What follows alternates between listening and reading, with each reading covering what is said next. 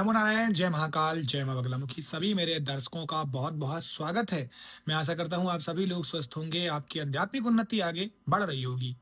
आज के मेरे वीडियो का टॉपिक है कि क्या मांस, अंडा और शराब पीने वालों को भगवान दर्शन देते हैं?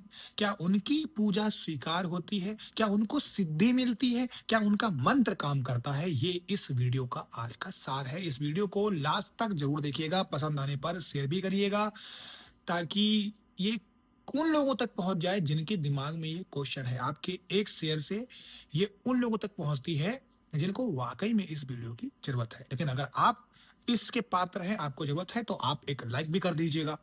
चलिए वीडियो को स्टार्ट करते हैं। देखिए 2 प्रकार की सबसे पहले सिद्धि होती है। कैसे मिलेगी?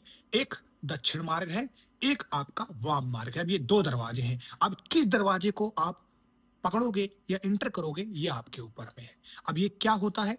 दक्षिण मार्गी कहता है कि हम भगवान विष्णु की पूजा करें, हम भगवान विष्णु की पूजा करें, हम नरसिंह की ना करें। अब उसके बाद जो वाम मार्गी है वो कहता है हम भगवान विष्णु के नरसिंह अवतार की पूजा करें। मेरे अंदर वो शक्ति है, मैं इनके ऊर्जा को सहन कर सकता हूँ क्योंकि मैं तंत्र से हूँ। इसके बाद आते हैं हनुमान जी, मैं हनुमान जी की पूजा करूँ। ये कह रहा है दक्षिण मार्ग और वाम मार्ग कह रहा है कि मैं भगवान बजरंगबली के पंचमुखी की पूजा करूँ। एक कहता है कि मैं भगवान शिव की पूजा करूं, दूसरा कहता है कि मैं भगवान शिव के काल भैरव की पूजा करूं, बटुक भैरव की पूजा करूं, मैं भगवान के भैरव स्वरूप की पूजा करूं। यानी अब एक बात हम मैंने एग्जाम्पल के उदाहरण के रूप में आपको बोली है कि जो ये दक्षिण मार्ग है आपका, दक्षिण मार्ग है, ये सरल सौम्य साधनाओं का है। जो आपका वाम मार्ग है वो कठिन साधनाओं का है, उग्र भाव का है। तो एक है आपका तंत्र और एक है आपका वैदिक। तो वैदिक जब आप साधना करते हैं उसमें 100 में भगवान आते हैं, उसके नियम होते हैं, वहां पर आप मांस, मदिरा, अंडा नहीं खा सकते हैं। लेकिन जब हम तंत्र से पूजा करते हैं तब वहां पर आपको अंडा, मांस, मछली खाने की ऐसी कोई मनाही नहीं होती है क्योंकि ये परंपरा चला आ रहा है कि बलि भी दी जाती है। तो पहले आप डिसाइड कर लीजिए कि आपको करना क्या है। अब आते हैं दूसरे पॉइंट पे। ये तो एक पॉइंट है केवल, दूसरा पॉइंट सुनिएगा। भगवान तो सभी के लिए है, भगवान तो शैतानों के लिए भी है। अगर शैतान लास्ट में भगवान से बोलेगा हे प्रभु मुझसे गलती हो गई मुझे माफ कर दो, भगवान बोले नहीं मैं माफ नहीं करूंगा, ऐसा हो सकता है क्या? तभी तो वो प्रभु है, तभी तो भगवान है। तो अगर कोई इंसान अपनी चीजों को छोड़कर प्रभु तक आता है तो भगवान उसकी सुनेंगे।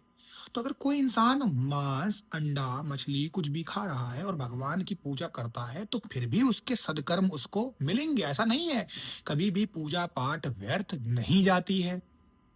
लेकिन इसके साथ हो क्या रहा है कि जो अंडा, मछली, मांस खा रहा है, ये तो बुरा कर्म हुआ ना, ये भी जुड़ रहा है। तो होगा क्या? 2 प्लस किया, 2 माइनस किया, अंततः में क्या आया? अंडा, 0। यही बस चीज आपको समझनी है। यानी यहां से आपने अर्न किया और यहां से आपने गंवा दिया। या इसको इस तरीके से समझिए, यहां से आपने एक अच्छा किया, मंत्र पढ़ा, आपको राजाओं की गद्दी मिल गई और फिर आपने दूसरी चीजें करी, बुरा हुआ, तो वो आपके परिवार में चला गया, कहीं तो वो निकलेगा, तो परिवार में चला गया। तो भगवान सबकी सुनते हैं। जब आप तामसिक खाना खाते हो तो आपकी बुद्धि, सोचने का तरीका, आपके अंदर एनर्जी, ऊर्जा तामसिक चीजों की हो जाती है, तब आपको जल्दी गुस्सा आता है, तब आप गंदा सोचते हो, आपका दिमाग भी वैसा सोचता है, आप शांत नहीं हो पाते हो, उटपटांग चीजों में, माया में आपका ध्यान फंसता है। इसीलिए लोग कहते हैं कि लहसुन को भी मत खाओ, लहसुन तामसिक होता है। तामस गुण, रजोगुण, सतोगुण। अब इसको गुण को पढ़िएगा एक बार, अभी मैं सब नहीं समझाऊंगा, पढ़िएगा इसको। तमस, रज, सत, ये गुण होते हैं। ये आप गूगल कर सकते हैं, आपको समझ में आ जाएगा। तो ये सब जो गुण है, तो तामसिक चीजें यानी तामस, राक्षस, असुर है, वो पिशाच जैसा खा रहा है। तो क्या होते हैं ये लोग? ये वही लोग हैं जो नहीं मानते इन सारे नियमों को।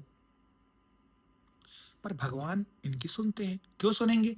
क्योंकि उस इंसान ने भगवान को बलि दी, मंत्र का जाप किया, देवता ईश्वर उस मंत्र के अधीन होते हैं, वो बध जाते हैं और उस मंत्र के दम से काम करने के लिए विवश हो जाते हैं। लेकिन उस इंसान को इसका फ़र्क लास्ट में पड़ेगा, खामियाजा भुगतना पड़ेगा। लेकिन अगर कोई इंसान तंत्र क्रियाओं में जाता है और भगवान को बलि न देके नारियल की बलि देता है, इन सब चीज़ों की छोड़ देता है, तो तंत्र बेस्ट भी है। तंत्र कोई वुडू विद्या नहीं है, तंत्र कोई काला जादू नहीं है, तंत्र एक विज्ञान है। तंत्र से आप बहुत कुछ कर सकते हैं, बस बात इतनी सी है कि एक गन है, वो अच्छे के हाथ में गई कि बुरे के हाथ में गई। तो गन का सिर्फ नेचर है चलना और किसी को कुछ हानि पहुँचाना। अब हानि किस रूप में होगी ये पता नहीं, उसका क्या नेचर है, क्या व्यवहार है, लेकिन किसके हाथ में आएगी तो वो सोचेगा। एक ऐसा इंसान होगा जो गन को रखेगा सेफ्टी के लिए, एक होगा चला देगा। तो तंत्र वैसा ही है, वो चलेगा, लेकिन व्यक्तिगत इंसान के ऊपर होता है कि वो क्या सोचेगा। तो यहीं से निर्धारित होता है आपके तामसिक गुण का और सतोगुण का। तो अगर आप अच्छा खाएँगे, तो आप अच्छा सोचेंगे, बंदूक को सेफ्टी के रूप में रखेंगे। लेकिन अगर आप बुरा खाएँगे, तामस खाएँगे, तो आपकी बुद्धि वैसी भ्रष्ट होगी, फिर आप चलाएँगे।